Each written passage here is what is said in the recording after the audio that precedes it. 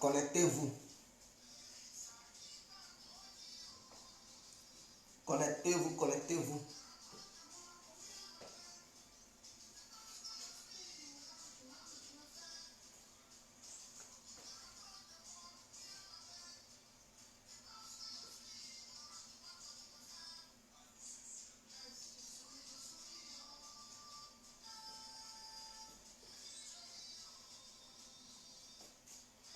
J'espère que vous allez très bien. Connectez-vous.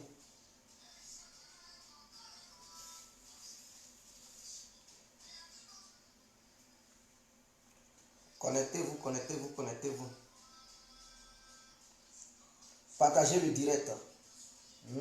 Partagez-le. Nous allons poursuivre. C'est très important.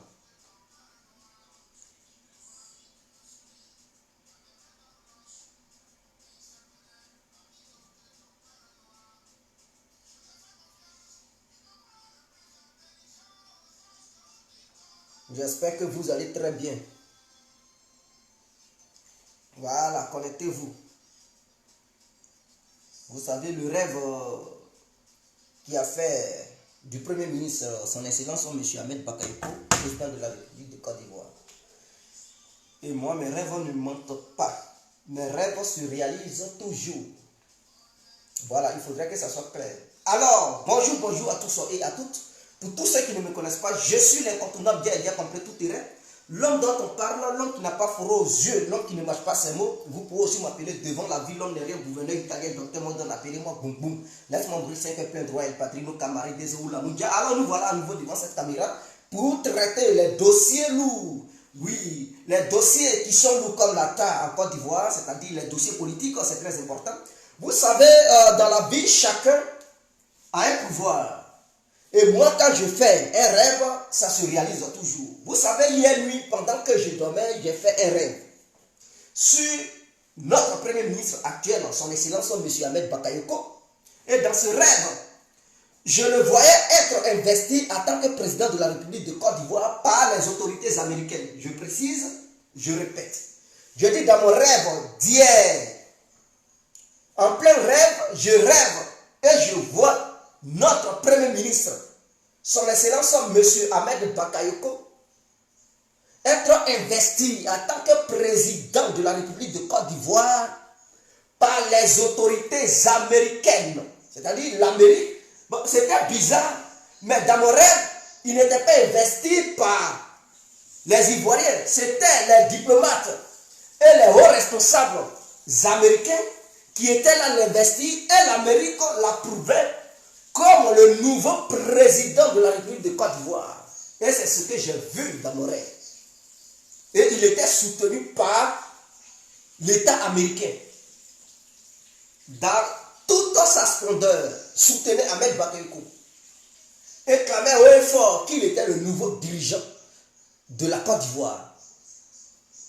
Je ne parle pas de cette année, mais les années à venir, je pense que son Excellence M. Ahmed Bakayoko risque d'être le futur président de la République de Côte d'Ivoire. Cette vidéo, vous pouvez la garder. Vous pouvez l'enregistrer pour la mettre au coffre-fort. Mais vous verrez ce que Guégué est en train de dire. Cela se réalisera tôt ou tard. Je ne sais pas quand. Je dis je ne sais pas quand. Est-ce que pendant le mandat du président actuel, le mandat qui est en cours, le mandat du président actuel, son Excellence, Monsieur le Président Alassane Ouattara, est-ce qu'il ne va pas terminer son mandat et il va léguer ça au Premier ministre pour dire de terminer son mandat, ou est-ce que Alassane Ouattara va terminer son mandat et en 2025, le parti appelé le RADP désignera un nouveau candidat pour la succession du président actuel, c'est-à-dire désignera un nouveau candidat qui sera Ahmed Bakayoko pour pouvoir succéder à son Excellence, Monsieur le Président Alassane Ouattara. Je n'en sais rien. Mais en tout cas, ce que j'ai vu dans mon rêve, et mon rêve se réalise, Ahmed Bakayoko était soutenu par l'État américain, en train d'être investi président de la République de Côte d'Ivoire. Ce jour-là, les Ivoiriens n'étaient pas là l'investir, mais c'était des hauts responsables américains qui était en train d'investir Ahmed Bakayoko. Et donc, ce que je dis aujourd'hui, vous pouvez enregistrer la vidéo pour la mettre dans un coffre-fort ou dans un tiroir bien chaud, mais vous verrez que tôt ou tard, ce que je vous dis, que ce soit aujourd'hui ou un futur proche ou un futur lointain, vous constaterez que tôt ou tard, Ahmed Bakayoko finira par devenir président de la République de Côte d'Ivoire. Il faudrait que ça soit clair. Donc, c'est ce que je tenais à souligner.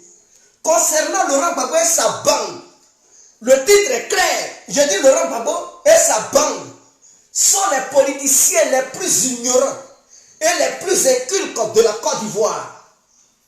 D'autres me diront, mais Guégué, il faut parler avec humilité lorsqu'il s'agit du président Laurent Gbagbo. Il faut parler avec sagesse lorsqu'il s'agit des autorités précédentes, c'est-à-dire les autorités qui ont perdu le pouvoir avant que la nouvelle autorité ne vienne. Quand je parle des autorités précédentes, je parle des autorités dont Laurent Gbagbo faisait partie, c'est-à-dire l'opposition ivoirienne. Quand je dis c'est des gens, c'est une bande d'incultes, une bande d'ignards, des gens qui sont incapables. Et ces gens-là, je vais vous démontrer. Écoutez ma démonstration, même si vous détestez.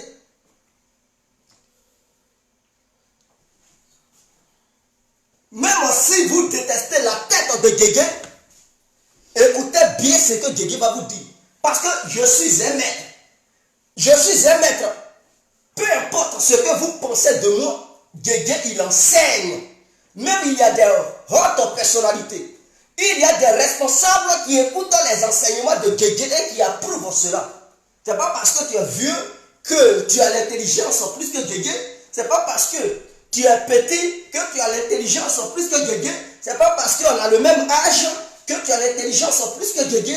Ou bien que Guégué est plus intelligent que tout le monde. Non, je ne suis pas au-dessus de tout le monde. Je ne suis pas plus intelligent que tout le monde. Mais je ne suis non plus pas le nul parmi les intelligents. Est-ce que vous comprenez? Donc, je fais partie de ceux qui sont intelligents. Alors, quand je vous dis Laurent Gbagbo et sa bande sont des incultes, sont des ignares, et un Ivoirien responsable, un Ivoirien pensant, un Ivoirien lettré ne pouvait plus jamais, je dis bien jamais, faire confiance à Laurent Gbagbo et son parti. Un Ivoirien bien éduqué ne pouvait plus faire confiance à Laurent Gbagbo et sa bande. Voici quelqu'un. Je vais faire une démonstration rapide, une démonstration éclair, et vous allez comprendre où est-ce que je vais en venir. Voici Laurent Gbagbo, par ricochet, qui devient président de la République de Côte d'Ivoire. Parce qu'il n'était pas encore formé, il n'était pas encore prêt à diriger le pays. Or, le rôle primaire d'un président de la République, c'est de veiller à la sécurité nationale des biens et du peuple ivoirien. C'est de défendre les intérêts du pays, que ce soit à l'intérieur ou à l'extérieur du pays. Il est le premier garant de la sécurité de tous les Ivoiriens et de la nation ivoirienne. Chose qu'il n'a pas fait. C'est-à-dire, Laurent Gbagbo, président de la République, n'a pas pu veiller à la sécurité du peuple ivoirien et il n'a pas pu veiller à la sécurité de notre nation appelée la Côte d'Ivoire. Donc, Laurent Gbagbo a laissé des rebelles envahir la Côte d'Ivoire, dirigée à son temps par Soro Gbagbo Dione. Et il proclamait ça très haut devant les médias internationaux et nationaux pour dire, lui, il était le père de la rébellion. Laurent Gbagbo, en retour, il n'a rien apporté de positif au peuple ivoirien. Au contraire, il n'a pas, c'est-à-dire, il n'a pas fait justice pour ceux qui sont morts sous le règne de la rébellion de Soro Dione. Il n'y a pas eu de justice. Il les a graciés. Il leur a donné même des grades, des galons. Et il a fait pleuvoir des milliards sur ces rebelles, dont Soro Dione était le leader de ces rebelles. Mais après avoir torpillé, Soro Dione, après avoir torpillé la vie du peuple ivoirien, après avoir niqué, excusez-moi pour le terme, mais après avoir niqué la sécurité de notre nation, Laurent Gbagbo, en retour, il a bafoué la dignité de tout un peuple en mettant à l'écart la justice ivoirienne. Donc, en retour, les Ivoiriens qui supportaient Laurent Gbagbo, ils n'ont pas eu gain de cause. Laurent Gbagbo les a mis en état de nu. Leurs revendications n'ont pas été prises en compte. Mais c'est clair, parce qu'il n'a pas... Laurent Gbagbo a duré au pouvoir. Rébellion a commencé quand? C'est pas 2002. Est-ce qu'en 2000, c'est en 2011 seulement les Ivoiriens sont morts? Donc on dit Alassane est dictateur. Non, non, non, non. Parce qu'il ne faut pas sauter les étapes. Si on veut être honnête entre nous et tout, ne nous disons pas que non, c'est Alassane qui ne veut pas faire la justice. Est-ce que Laurent Gbagbo voulait faire la justice? Non. Laurent Gbagbo n'a pas voulu faire la justice. C'est-à-dire il n'a pas tenu compte des revendications de certains Ivoiriens qui avaient perdu un être cher. Que ce soit des Ivoiriens pro-Gbagbo ou des Ivoiriens non pro-Gbagbo, chacun de ces Ivoiriens revendiquait la justice. Laurent Gbagbo a torpillé ce jour-là la justice. Donc de 2002 jusqu'en 2011, il n'y a pas eu un dossier qui a été ouvert pour dire quels sont les responsables de ceux qui ont fait quoi que ce soit.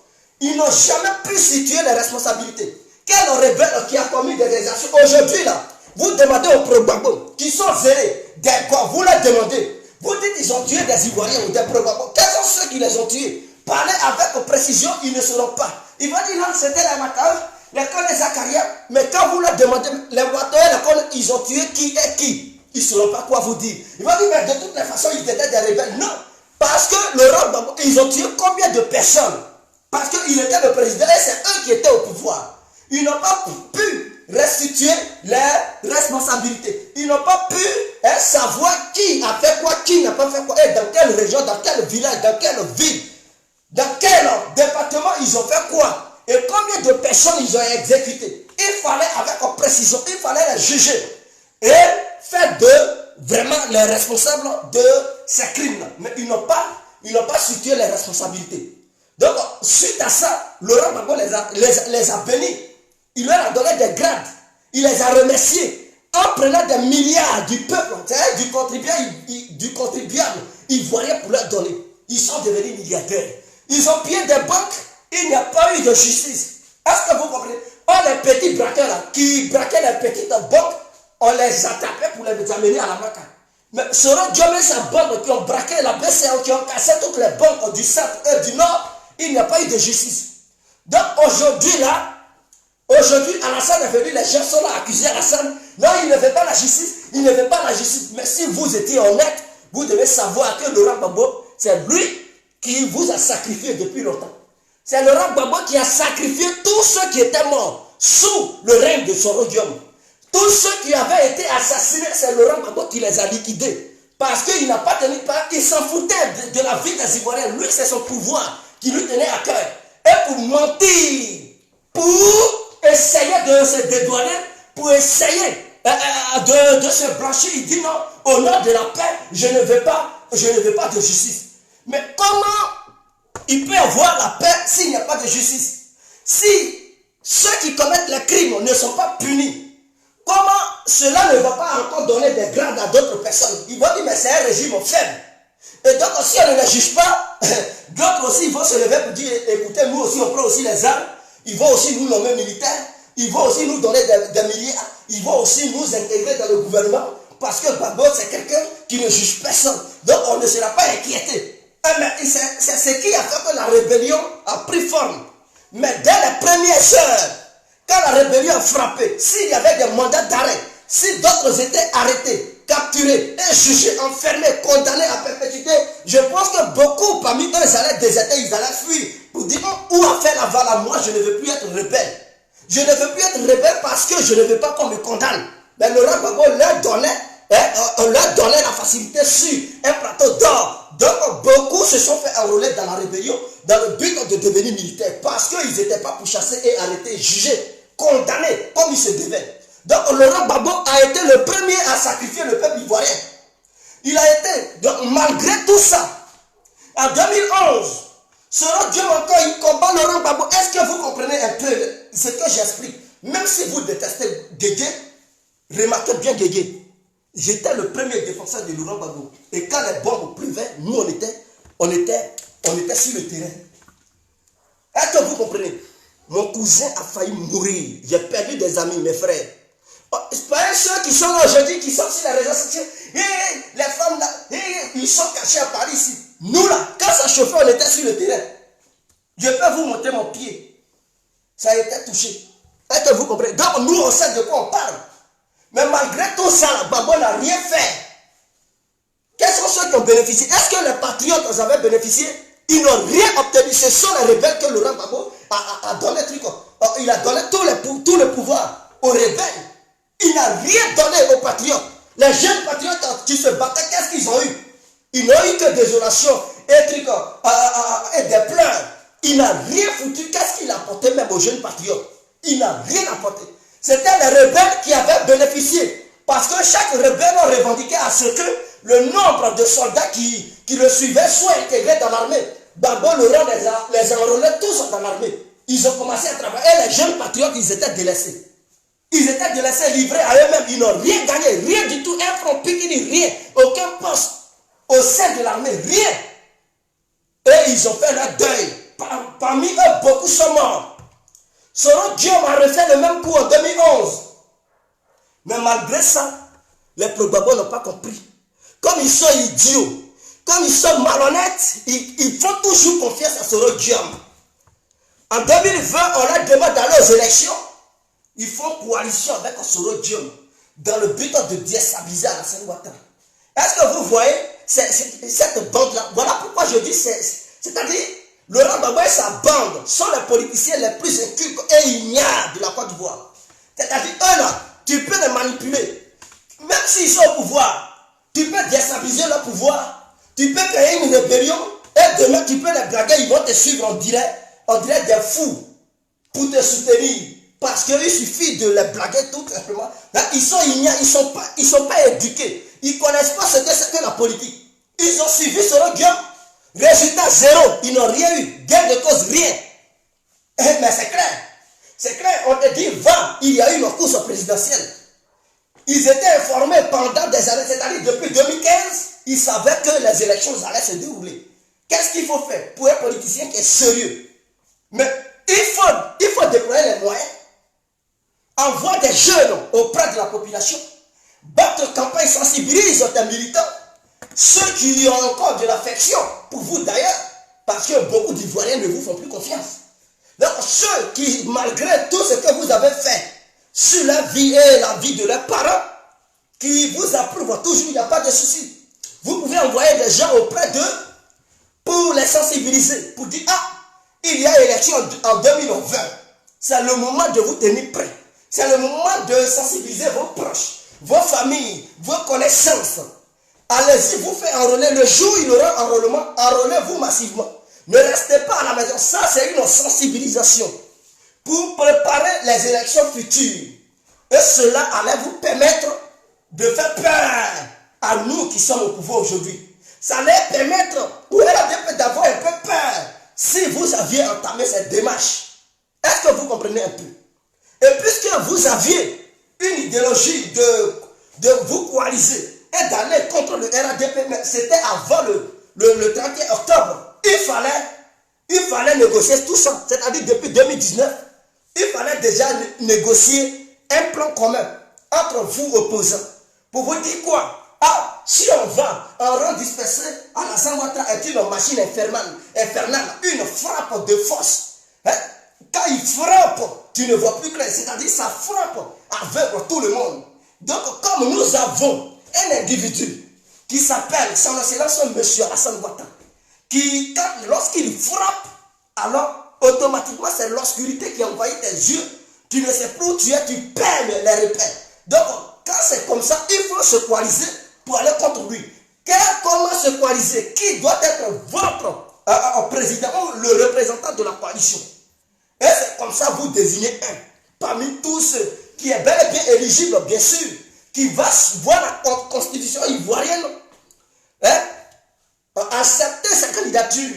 Donc vous le désignez, et une fois la candidature acceptée, vous allez vous mettre derrière lui pour aller contre le RADP. En ce moment-là, cela vous donnait une voix. Ce que vous avez entamé là, CNT là, mais si vous aviez fait une coalition au début pour affronter Alassane Ouattara, et que Alassane disait qu'il avait gagné malgré ça, ça vous donnait la légitimité de revendiquer que non, le RADP a volé, le RADP a fait cela.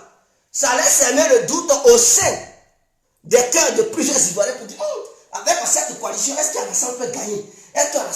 Beaucoup vont se poser des questions.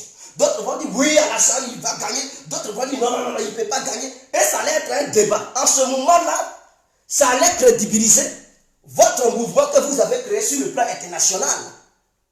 Mais vous avez refusé. Vous avez même empêché vos militants d'aller se faire enrôler. Ils ont même brûlé les bureaux de vote à Yopougon, saccagé tout, cassé les ordinateurs et tout. Mais le jour J, vous vous attendiez à quoi? Les militants qui ne se sont pas fait enrôler, ils sont incapables même de vous suivre parce qu'ils n'ont plus confiance en vous. Ils vont vous suivre pour faire quoi? Et vous créez une coalition? Non, les conditions doivent être réunies, même si les conditions étaient réunies. Si Alassane disait qu'il n'était plus candidat, et qu'il nommait quelqu'un d'autre comme candidat du RADP, le RADP allait vous battre tout le temps. Parce que vos militants n'étaient pas enrôlés. Parce que vos militants avaient saccagé les bureaux de vote. Parce que vos militants ont refusé de prendre leurs cartes électeurs. Est-ce que vous comprenez un peu? Donc, si les militants ne sont pas enrôlés, s'ils ont tout saccagé, mais qui va aller vous voter? Même si on prenait un chien pour représenter le RADP, le chien allait gagner l'opposition. Il faudrait que ça soit clair. Parce que le chien qui allait être le candidat du RADP allait avoir une immense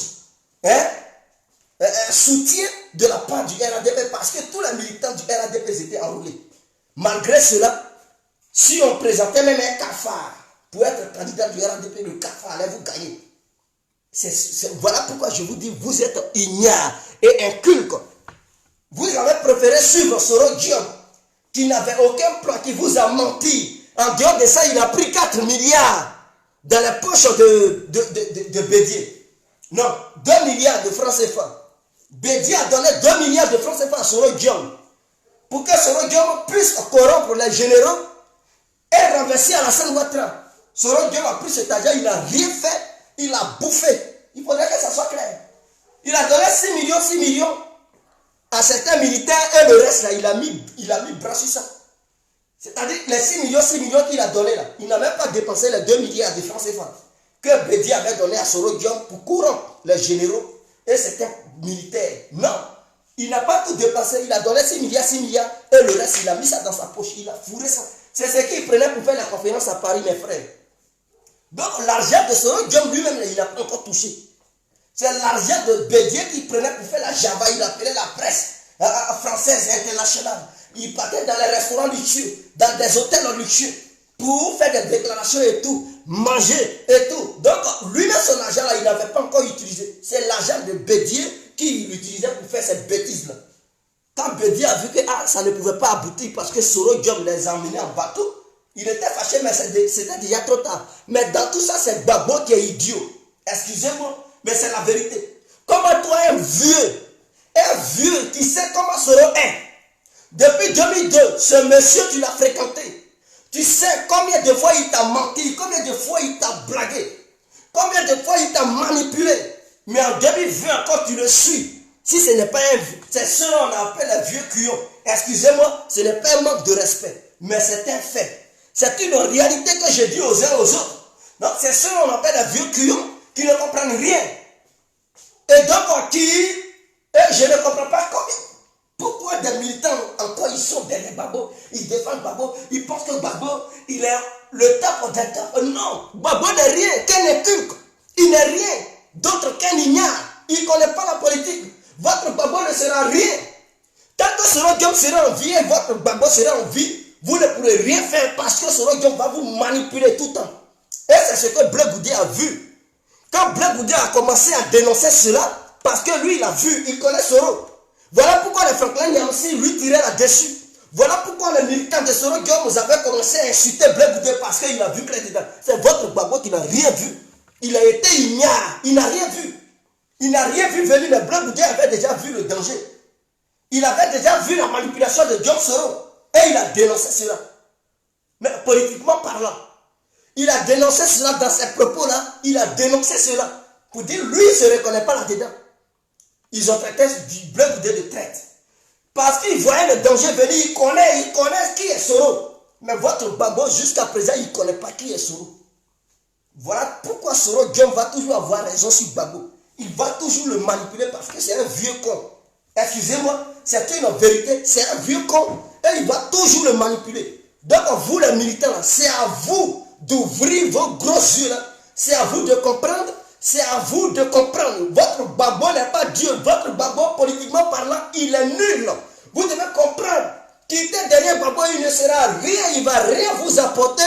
Au lieu d'aller vendre vos vies dans les rues, écoutez, mettez-vous à la disposition de la République ivoirienne actuelle pour travailler. Battez-vous. Créez des projets. Allez-y, soumettez ces projets-là au ministre de la Jeunesse.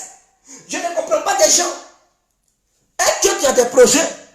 Tu n'as aucun projet, tu marches dans les rues. Si on te dit, mais qu'est-ce que tu veux faire dans la vie?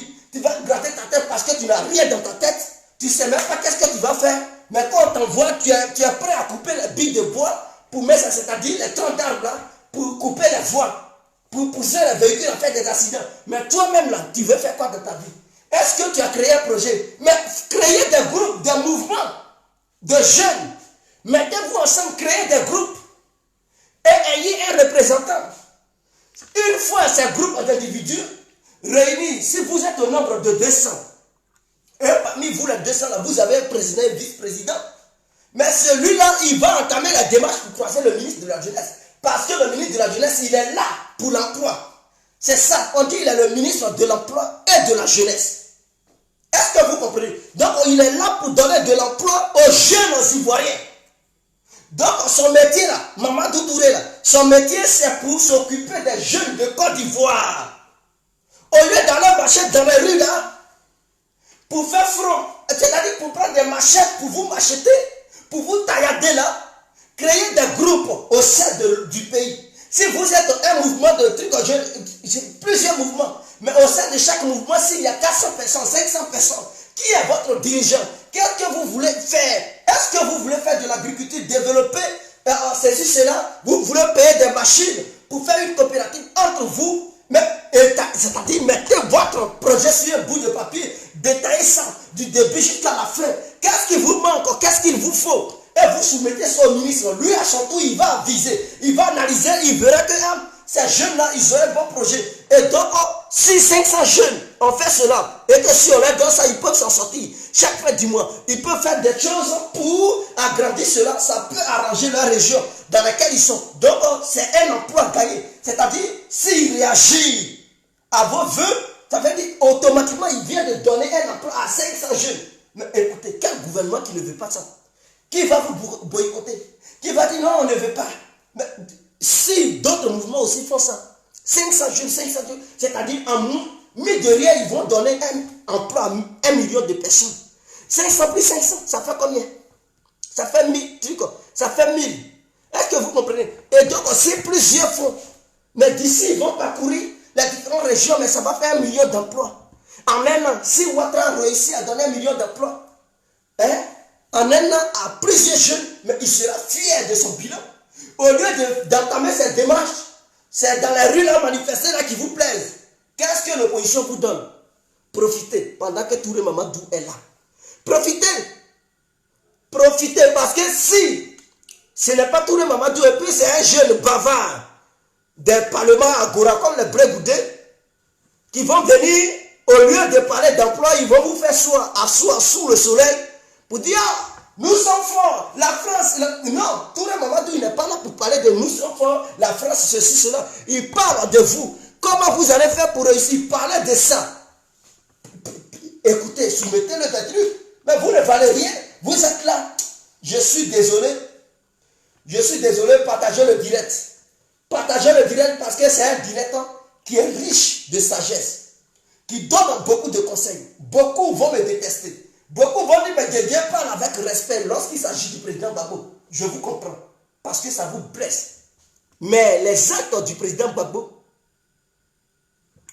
ont ôté la vie à plusieurs Ivoiriens. Et ceux-là, leurs familles disent quoi?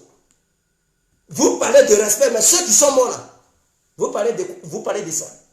Eux là, ils n'ont qu'à faire comment? Ils sont morts. Gbagbo n'a même pas fait la justice. Voilà pourquoi Gbagbo n'est pas Alassane n'est pas Gbagbo. Voilà pourquoi des gens pensent que Alassane n'est pas dû, c'est qu'on s'en fait la politique. Va en Turquie, tu vas faire votre bêtise. Il y a longtemps, Erdogan, il vous a ramassé tous pour vous foutre en tôle. Opposant ou pas, manifestation, il fout tout le monde en taule. Et personne ne parle. Allez-y. Erdogan, il est le seul dirigeant qui a arrêté au moins 50 000 personnes pour le foutre en taule. Et puis il n'y a rien. Les militaires de l'armée, il a ramassé une moitié. Juge, avocat, enseignant, professeur, militaire, policier. Il a foutu. Ils sont 50 000. Il les a arrêtés, eux tous, il les a mis en prison. Personne ne parle. Parce qu'ils ont voulu faire un coup d'état contre lui. Vous pensez que quoi? Ils ont voulu faire un coup d'état contre lui. Il les a foutus tous. 50 000 Turcs. Il les a arrêtés eux tous. Qui parle? Qui parle?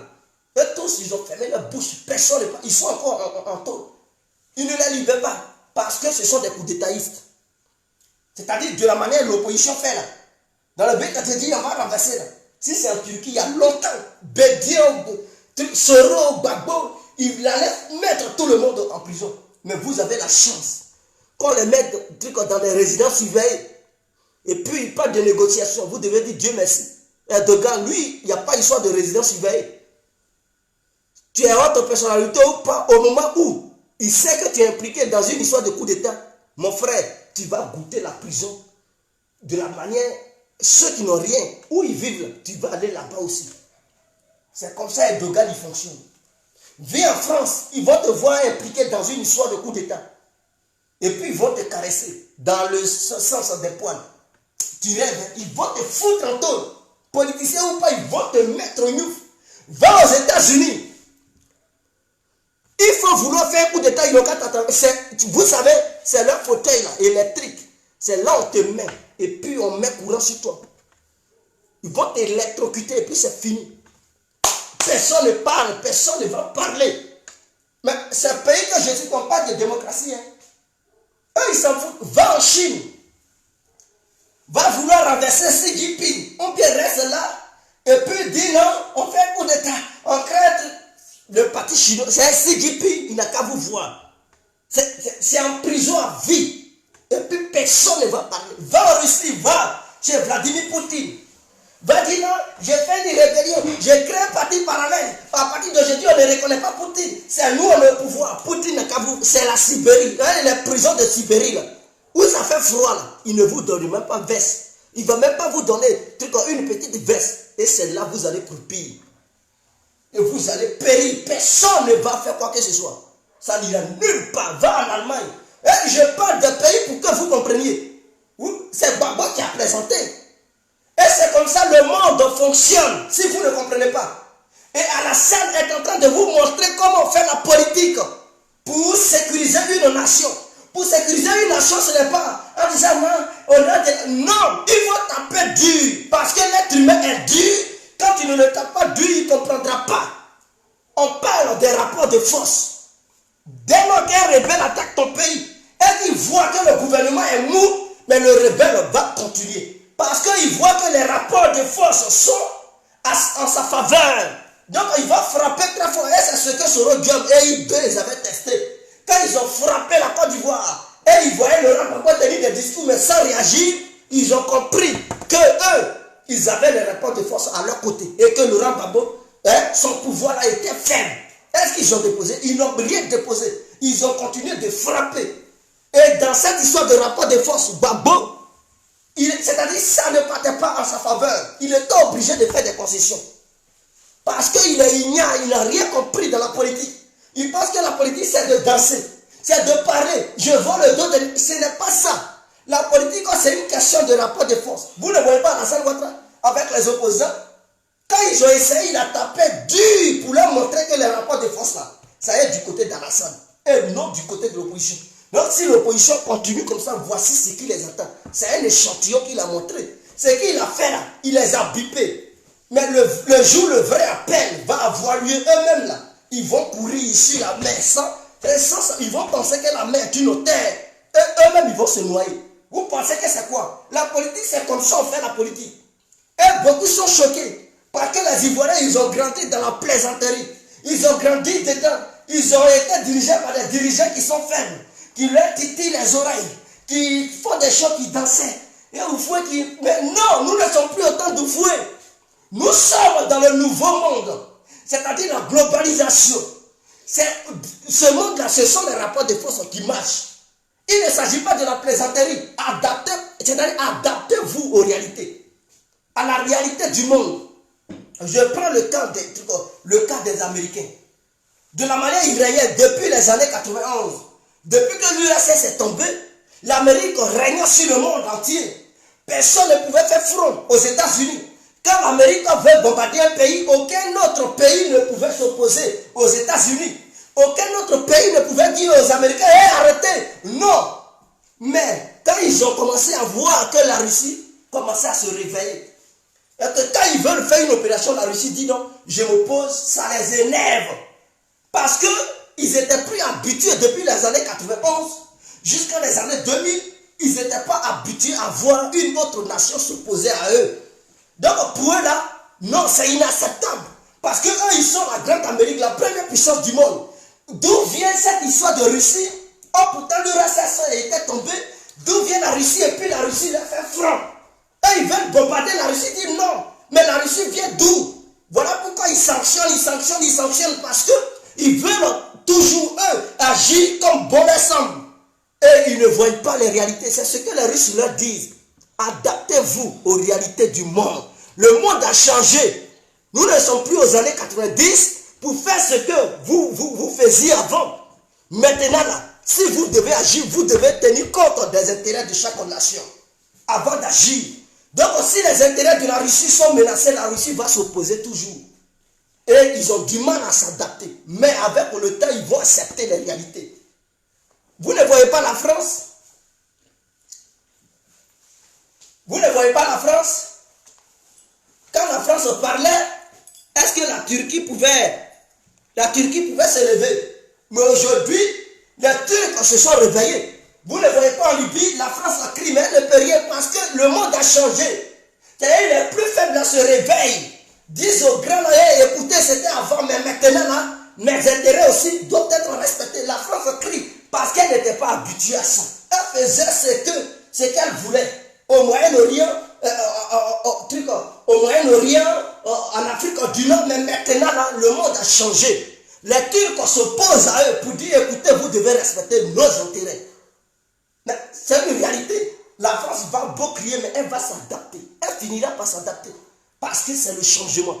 Vous, les militants de l'opposition, vous pensez que nous sommes dans l'ancien monde. Le monde a changé. De nos jours-là, ce sont les rapports de force qui comptent. Y compris la politique interne et extérieure. Quand je parle de la politique interne, je parle de la politique intérieure. Et la politique extérieure, partout là, ce sont les rapports de force. Et si tu es faible chez toi, il y a un coup d'état qui va t'enlever. Il faudrait que ça soit clair dans la tête de chaque Ivoirien.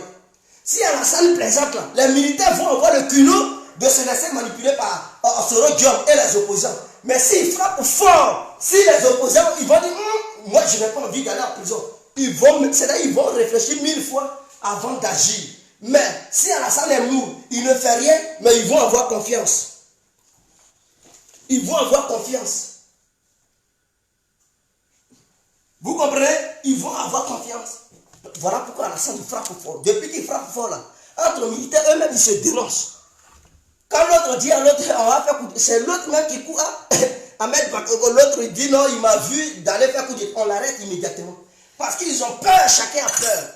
Et ils savent que si tous les deux cachent et que quelqu'un d'autre passe derrière pour signaler, ils sont cuits comme moi. Et c'est bon pour eux. C'est histoire de rapport de force. Le monde actuel. Nous sommes au 21e siècle. Si vous êtes là danser bébé, Alassane et le RADP ne danseront pas bébé. Ils vont frapper très fort. Et vous devez vous habituer à ça. Vous devez vous habituer à ça. Il ne s'agit pas de trucs. Adaptez-vous aux réalités du monde actuel. Adaptez-vous à la réalité actuelle. Ne restez pas là pour dire non, adaptez-vous. Vous criez dictature, ça n'ira nulle part. Parce que là où vous partez convoquer un truc à la salle et tout, eux-mêmes ils savent que leur propre nation, là, les organisations dites neutres et internationales, savent bel et bien que leurs propres dirigeants, là, leur pays d'où ils viennent, se comportent aussi comme ça. Et ils comprennent, ils s'adaptent à la réalité du monde. Donc vous les opposants, réveillez-vous. Et vous comprendrez Quand vous allez vous réveiller là, vous n'allez pas voir Alassane Ouattara comme un dictateur, mais vous allez le voir plutôt comme quelqu'un qui défend la nation ivoirienne et qui lutte pour le bien-être de la Côte d'Ivoire. Voilà pourquoi tout ce qu'Alassane fait, c'est bon. Tout ce qu'il fait là, c'est bon. C'est une manière de donner, c'est-à-dire le jour où Alassane ne sera plus là, l'Ivoirien sera capable de défendre son pays et défendre les intérêts de la Côte d'Ivoire en dehors de la Côte d'Ivoire. Et c'est ce qu'Alassane y montre. Parce qu'avant l'arrivée d'Alassane, tous les Ivoiriens qui étaient présidents, ils étaient trop mous, ils étaient incapables de défendre les intérêts de la Côte d'Ivoire. Quand la France a sifflé, ils donnaient tout sur un plateau d'eau à la France. Alassane est le seul qui met la pression sur la France, sur Macron. Et Macron, il vient se justifier sur RFI, sur notre dans Jeune Afrique, pour parler. Il est le seul qui met pression sur Alassane Ouattara. Est-ce que les autres dirigeants pouvaient mettre la pression sur la France? C'était impossible. Quand la France tremblait comme ça, eux-mêmes, ils se réveillaient, ils tremblaient, ils chiaient sur eux. Parce qu'ils étaient incapables de parler devant la France. Alassane est le seul. Et la France se comprend bel et bien. Parce qu'Alassane montre que le changement a lieu. Et la France doit s'adapter à la nouvelle politique ivoirienne. C'est clair. Si elle veut faire cette bêtise-là, on change de partenaire. Et ça a été clair. Ça a été clair. Alassane a dit aux journalistes en France, écoutez, ne déportez pas vos idéologies en truc pour envoyer ça ici. On a nos propres réalités ici en Afrique. Ils ont compris, ils les a balayés d'un revers de main. Ils étaient dégagés. Mais non, c'est une vérité. Or, si c'était les autres dirigeants, ils auraient dit, mais parce qu'ils sont incapables de dire ça. Il n'y a pas Alassane Ouattara qui lui a dit la vérité. Pour dire, foutez-moi le camp. Il a dit ça un mot seulement et il leur a tourné le dos. Il n'a pas le temps de causer avec des présentés. Envoyé par la France ou pas, il s'en fout. Il sait que si la France fait l'erreur, il change de partenaire. Et elle est consciente.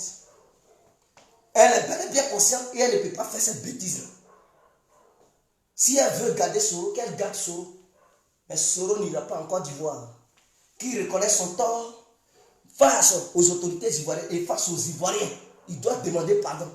Il va être assis par terre pour demander pardon aux Ivoiriens de la manière qu'il voulait faire asseoir par terre à Alassane Ouattara pour lui donner des conseils. Lui-même, il doit s'asseoir par terre pour demander pardon aux Ivoiriens. Suite à ça, on va aviser si on doit lui pardonner ou pas. Ah oui, c'est clair. Et s'il demande pardon, on doit aviser. Si le pardon doit être accordé ou refusé, il faudrait que ça soit clair. Si c'est un pardon sincère, on va voir dans ses yeux, il aura la lecture des yeux, la lecture des paroles, pour voir si il a vraiment demandé pardon avec son cœur, ou bien c'est un pardon hypocrite pour gagner du temps. On va analyser ça avant de lui accorder le pardon ou de lui refuser le pardon. Il faudrait que ça soit clair. Donc réveillez-vous dans vos sommeil calamiteux. Vous êtes dans un coma calamiteux. Et vous voulez faire la politique, adaptez-vous aux réalités du monde. Avant Alassane Ouattara, d'autres disaient que le système français, le système france-africain empêchait les nations africaines de se développer. Et beaucoup parmi nous ont cru. Et beaucoup parmi nous croient toujours. Beaucoup parmi nous avaient cru. Mais maintenant, ils ne croient plus. Pourquoi? Parce que nos dirigeants étaient incapables. C'était tous des voleurs. C'est-à-dire des amusants. Ils étaient incapables de bâtir nos nations. Gbagbo est venu, il nous a fait croire que le système france-africain empêchait la Côte d'Ivoire de se développer. Il nous a vendu tous ses propos. Et beaucoup avaient cru, mais moi, je ne crois plus à ça. Non, le franc CFA retarde nos pays africains. Et les Camerounais, là, ils sont à fond là-dedans parce que le Cameroun, Paul Biya est capable de développer le Cameroun. Et sa fille, pendant ce temps, elle a des jets privés aux États-Unis. Elle roule dans n'importe quoi par jour. Elle dépense des milliers de trucs de français, des millions de francs CFA. Et ils font croire aux Camerounais que non, c'est parce qu'il y a le système france-africain, raison pour laquelle le Cameroun ne peut pas se développer. Les Burkinabés, ils inventent ce même chemin. Les Maliens, pareil. Les Ghanais, je dis Ghanais. Les Togolais, pareil. Les Béninois, pareil. Les Nigériens, pareil. Le Tchad, pareil. Oh, pourtant, c'est des va-nu-pieds. C'est des incompétents. Et Gbagbo nous avait vendu ce rêve. Mais on voit qu'avec l'arrivée d'Alassane Ouattara, tout ce qu'ils avaient dit, ce qui était la doctrine pour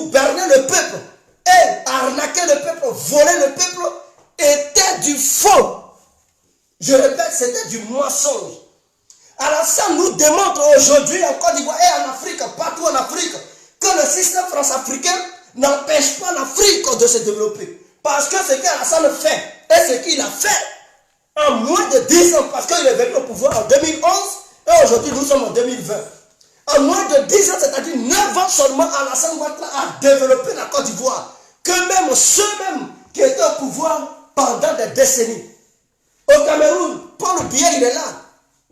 Ça fait au moins 45 ans. Il n'a rien foutu. Même la capitale, il n'y a que la boue, il n'y a même pas de voix. On dit non, c'est le système france-africain. Donc, la France a levé le système france-africain sur la Côte d'Ivoire et a maintenu ce système france-africain seulement au Cameroun. Est-ce que c'est ce que les gens veulent nous dire? C'est du mensonge. D'autres disent non, Alassane, il vend la Côte d'Ivoire. Il prend des crédits. Mais lui qui prend crédit, qui construit le pays, ceux qui n'ont pas pris crédit. Dans le but de construire le pays, ils n'ont rien foutu là. Vous préférez qui?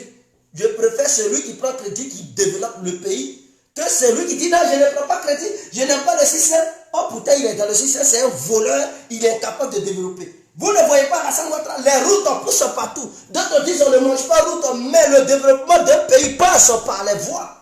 Parce que si un pays n'a pas de voie, il n'aura jamais de développement. Comment les opérateurs économiques vont quitter des points A à un point B s'il n'y a pas de route? Mais s'il n'y a pas de route, d'autres régions ne seront pas développées. Parce que personne ne peut aller là-bas. Où la voie fait peur. Donc personne ne va aller investir dans un endroit où il n'y a même pas de voie. Toi-même, tu vas aller là-bas. On te dit, va quelque part, il n'y a même pas de voie. On dit, passe dans la forêt. Tu es prêt à marcher dans une forêt où il y a des risques, il y a des serpents, des dangers. Mais c'est comme ça aussi pour les voitures. La route est dégradée et ils vont te dire, prends ta belle voiture, tu vas aller là-bas pour investir, tu peux, mais tu vois déjà un danger. Soit ta voiture se renverse, tu meurs avec, c'est-à-dire la voiture meurt avec toi, la voiture se gâte et tout, mais tu ne peux pas. Mon frère, tu vas préférer aller là où tout est bien propre, où ta voiture peut passer, où il n'y a pas de risque d'accident.